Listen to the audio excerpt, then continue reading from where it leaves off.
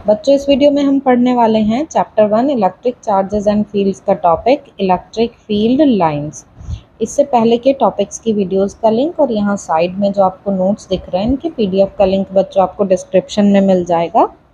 तो चलिए देखते हैं इलेक्ट्रिक फील्ड लाइंस। इससे पिछली वीडियो में बच्चों हमने पढ़ा था इलेक्ट्रिक फील्ड क्या होती है। ठीक है, तो इलेक्ट्रिक फील्ड क्या पढ़ा था हमने, क्या होती है? किसी भी चार्ज के अराउंड एक ऐसा स्पेस जिसमें कि वो इलेक्ट्रोस्टैटिक फोर्स अप्लाई कर सके, उस फील्ड को हम क्या बोलते हैं? Electric field. ये है एक वेक्टर क्वांटिटी। अब जो वेक्टर क्वांटिटीज होती हैं उनको वेक्टर्स की फॉर्म में रिप्रेजेंट करते हैं। तो बिल्कुल ऐसे ही यहाँ पर भी आप ये देख सकते हैं फिगर में कि यहाँ पर एक चार्ज ये लिया हुआ है, पॉजिटिव चार्ज, और इलेक्ट्रिक फील्ड को वेक्टर्स की फॉर्म में रिप्रेजेंट किया गया है। तो आप देख सकते हैं कि चार्ज के पास जो वेक्टर्स हैं उनकी लेंथ ज़्यादा है और जैसे जैसे दूर जा रहे हैं वैसे वैसे इन वेक्टर्स की लेंथ कम हो जा रही है। ये वेक्टर्स क्या रिप्रेजेंट कर रहे हैं? ये इलेक्ट्रिक फील्ड को रिप्रेजेंट कर रहे हैं। सरफेस के परपेंडिकुलर होती हैं इलेक्ट्रिक फील्ड लाइंस, तो सरफेस के परपेंडिकुलर यहाँ पर ये ड्रॉ किए गए हैं vectors.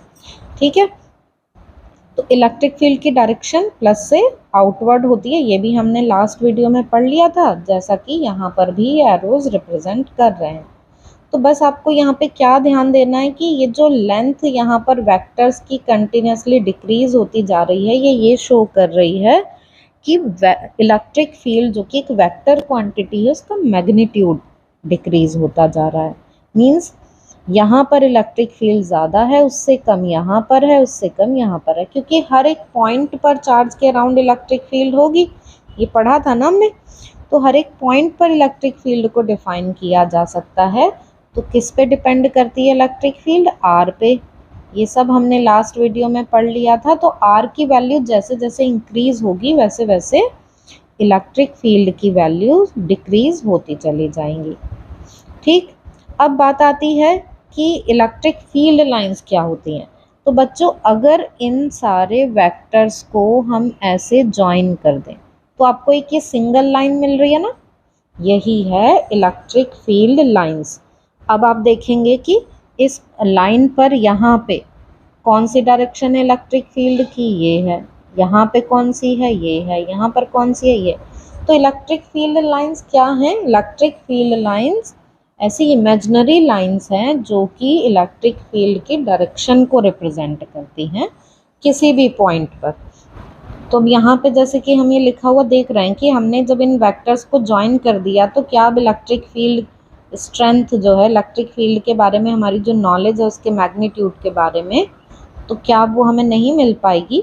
Have we lost the information about the strength और magnitude of the field now because it was contained in the length of the arrow. तो अभी तक हम बोल रहे थे कि इलेक्ट्रिक फील्ड के मैग्नीट्यूड को लेंथ से रिप्रेजेंट कर रहे हैं। अब हमने लेंथ ही नहीं ऐसे छोड़ी, हमने तो क्या किया, उनको सबको ज्वाइन करके लाइन बना दी।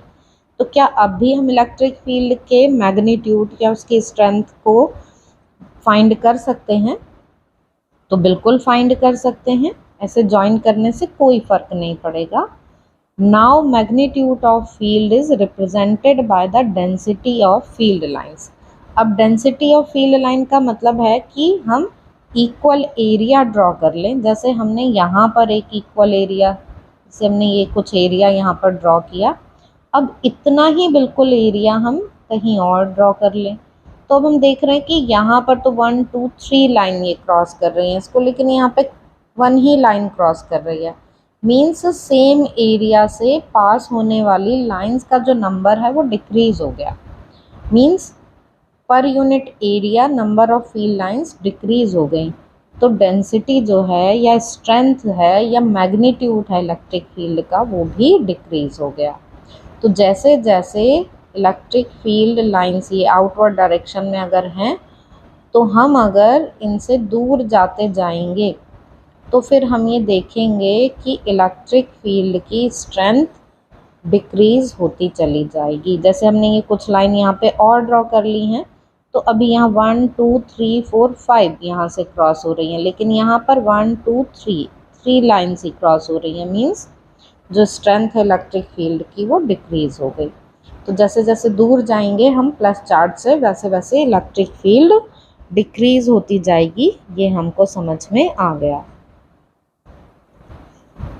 The density of field line is more near the charge and the lines are closer. ये देख ही रहे हैं हम कि ये चार्ज के पास ये लाइन क्लोजर हैं, और जैसे जैसे हम दूर जा रहे हैं इनके बीच की स्पेसिंग बढ़ती चली जा रही है। ठीक है, तो closer the line stronger the field, wider the line weaker the field. ये हमको इससे पता चल गया। ठीक, नंबर ऑफ लाइंस जो हैं वो ज़्यादा भी ड्रॉ की जा सकती हैं। जैसे कि कोई दूसरा आपका फ्रेंड है, उसने इलेक्ट्रिक फील्ड लाइन इसी डायग्राम के लिए ज़्यादा बना ली। जैसे हमने यहाँ पर ये 3 लाइंस और ड्रॉ कर ली थी, हम यहाँ पे चाहते तो हम और भी ऐसे ये ड्रॉ कर सकते थे लाइन। हमें तो क्या देखना है कि यूनिट एरिया से कितनी फील्ड लाइन पास हो रही हैं डिफरेंट डिफरेंट डिस्टेंस पर चार्ज से। ठीक है, इस एरिया को अलग अलग डिस्टेंस पे रखेंगे, फिर देखेंगे कितनी लाइन इससे पास हो रही हैं। ठीक, तो ये आपको समझ में आ गया। अब इसी को यूज़ करते हुए बच्चों इन्वर्स स्क्वायर लॉ डिराइव किया जाता है। यहाँ पर आप फिगर देख रहे हैं बच्चों, सपोज ओ पर एक कोई पॉजिटिव चार्ज रखा हुआ है, ये पॉजिटिव क्यू चार्ज रखा हुआ है सपोज, और ये इससे जाने वाली फील्ड लाइंस हैं। तो ये अब सभी पॉसिबल डायरेक्शन में जाएंगी। बच्चों बुक के डायग्राम को हम थोड़ा और अच्छे से समझने की कोशिश करते हैं। सपोज़ ये एक पॉइंट चार्ज है और ये फील्ड लाइन इससे एमिट हो रही हैं, तो आप इसको और 3D फॉर्म में देखकर और अच्छे से समझ पाएंगे। यहाँ पर ये सभी पॉसिबल डायरेक्शन में फील्ड लाइन हो सकती हैं, पर हमने इनको एक ही साइड लिया हुआ है। आप देख सकते हैं कि एक सर्कुलर फॉर्म में यहाँ पर एरिया लिया हुआ है जिससे कि फील्ड लाइन क्रॉस हो रही हैं। कुछ डिस्टेंस पर है इस पॉइंट चार्ज से, ये मान लेते हैं कि ये R1 डिस्टेंस पर है। इससे पास होने वाली फील्ड लाइंस का नंबर ये है 5 यहाँ पर। तो अब अगर इसी एरिया को, ये इसके ही इक्वल है एरिया, इसी एरिया को अगर हम थोड़ा ज़्यादा डिस्टेंस पर लेंगे तो क्या उससे भी इतनी फील्ड लाइन क्रॉस होंगी? नहीं होंगी ना। नंबर ऑफ फील्ड लाइन इससे पास होने वाला कम हो जाएगा अगर हम डिस्टेंस इंक्रीज़ करते हैं। तो सेम एरिया को जैसे जैसे हम दूर लाते जाएंगे चार्ज से, तो उससे पास होने वाली लाइंस का नंबर डिक्रीज़ होता जाएगा। मींस इलेक्ट्रिक फील्ड इंटेंसिटी या इलेक्ट्रिक फील्ड स्ट्रेंथ डिस्टेंस बढ़ने के साथ साथ डिक्रीज़ होती चली जाती है। अब अगर इतनी ही फील्ड लाइंस हमको पास करानी है किसी एरिया से, तो हमको एरिया इंक्रीज़ करना होगा। यहाँ पर आप देख रहे हैं ये हमने एरिया बढ़ा दिया, तो एरिया बढ़ा दिया है, तो अब इससे जैसे यहाँ पर हमने सपोज ये 5 लाइंस ली थी, तो 5 अब पास हो सकती हैं। तो एरिया इंक्रीज़ करके ही हम इलेक्ट्रिक फील्ड इंटेंसिटी को जो यहाँ पर है उसके इक्वल रख सकते हैं। तो आपको ये तो क्लियर हो गया होगा कि जैसे जैसे चार्ज से दूर जाते हैं पॉजिटिव चार्ज से, वैसे वैसे इलेक्ट्रिक फील्ड इंटेंसिटी डिक्रीज होती चली जाती है। बच्चों इन्वर्स स्क्वायर लॉ को हम देख लेते हैं नोट्स की हेल्प से। Dependence of electric field strength on the distance and its relation to the number of field lines. ठीक है, यहाँ पर हम क्या करेंगे, इलेक्ट्रिक फील्ड का डिस्टेंस के साथ रिलेशन देखेंगे, फिर इसका relation number of field line के साथ फाइंड करेंगे। ठीक, तो यहाँ आपको ये फिगर दिख रही होगी। इस फिगर को हमने पहले भी काफ़ी अच्छे से समझ लिया है।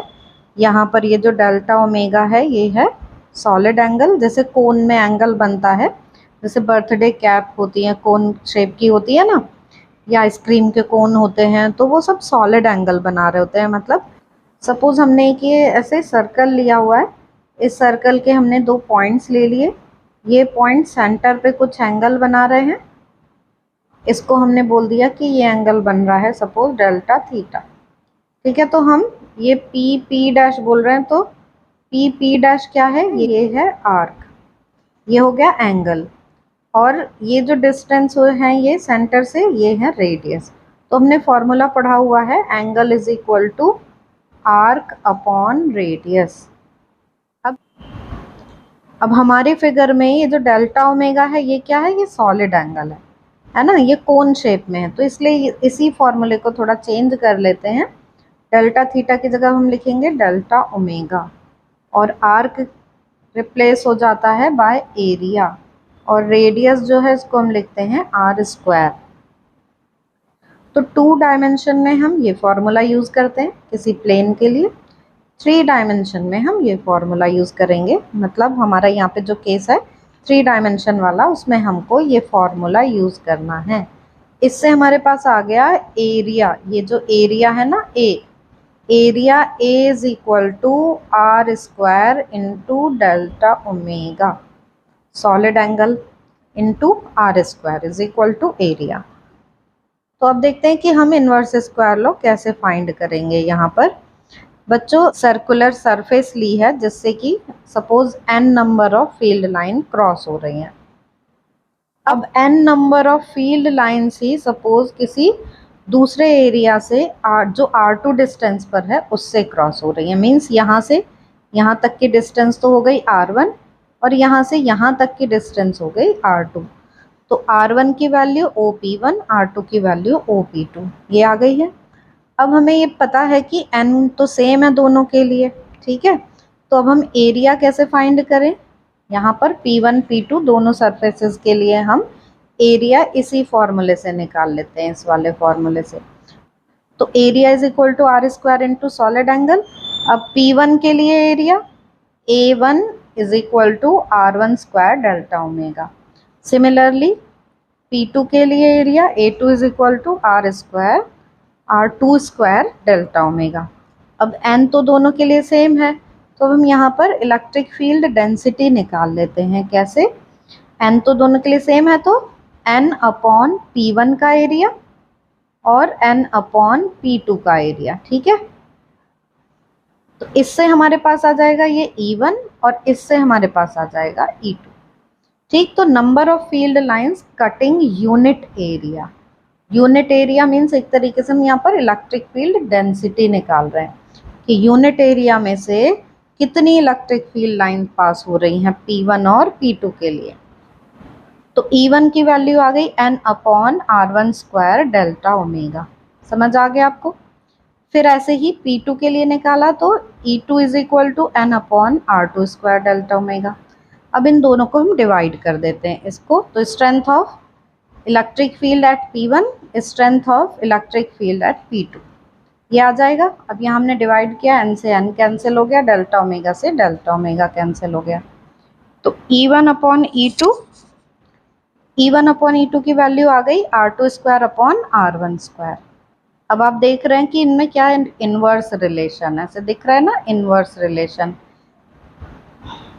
मीन्स इलेक्ट्रिक फील्ड किस तरह से डिपेंड कर रही है R पर, R स्क्वायर के इन्वर्सली प्रोपोर्शनल है। और ये स्क्वायर क्यों आया, ये आपको अच्छे से समझ में आ गया। ये स्क्वायर क्यों आया है, ये आया है इस फॉर्मूले में, यहाँ पर delta omega is equal to area upon R square. और ये फॉर्मूला हमने क्यों लिया, क्योंकि 3 डायमेंशन में बात हो रही है, इसलिए हम ये वाला फॉर्मूला लेंगे। इस फॉर्मूले की हमें ज़्यादा डिटेल में नहीं जाना है, बस इसके साथ कंपेयर करके हम इस फॉर्मूले को लिख ले रहे हैं यहाँ पर। तो अब आपको समझ में आ गया होगा कि जब हम कूलॉम फोर्स की बात करते हैं, इलेक्ट्रोस्टैटिक फोर्स, तो इसमें भी 1 अपॉन R स्क्वायर आता है।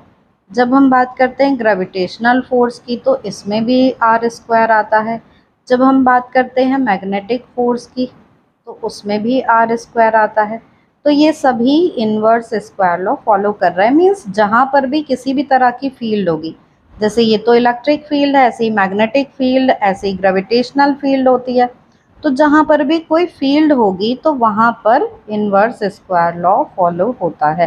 तो आई होप बच्चों की आपको ये आसानी से समझ में आ गई होगी और इसके बाद आपको कभी ये डाउट नहीं आएगा कि क्यों R स्क्वायर लिया जाता है, R क्यों नहीं लिया जाता, इन्वर्स स्क्वायर लॉ क्यों आता है।